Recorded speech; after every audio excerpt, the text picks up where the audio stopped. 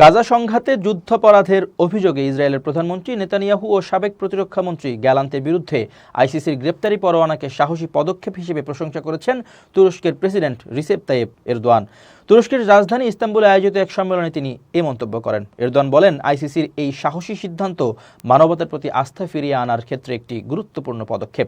তিনি আরও যোগ করেন, পশ্চিমা দেশগুলোর উচিত তাদের ন্যায় বিচার ও মানবাধিকারের প্রতিশ্রুতিগুলোকে রক্ষা করা। এর আগে আইসিসি বৃহস্পতিবার মানবতা বিরোধী অপরাধ এবং যুদ্ধাপরাধের অভিযোগে নেতানিয়াহু, গ্যালান্ট এবং হামাস কমান্ডার মোহাম্মদ দেইফের বিরুদ্ধে গ্রেপ্তারি পরোয়ানা জারি করে। তবে তুরস্ক আইসিসির সদস্য না হওয়া সত্ত্বেও প্রেসিডেন্ট এরদোয়ান এই সিদ্ধান্তকে সমর্থন করেছেন।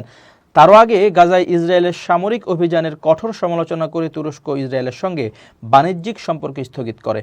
পাশাপাশি মঙ্গলবার ইসরায়েলের প্রেসিডেন্ট আইজ্যাক হারজগের আকাশসীমা ব্যবহারের আবেদনও প্রত্যাখ্যান করেছে তুরস্ক।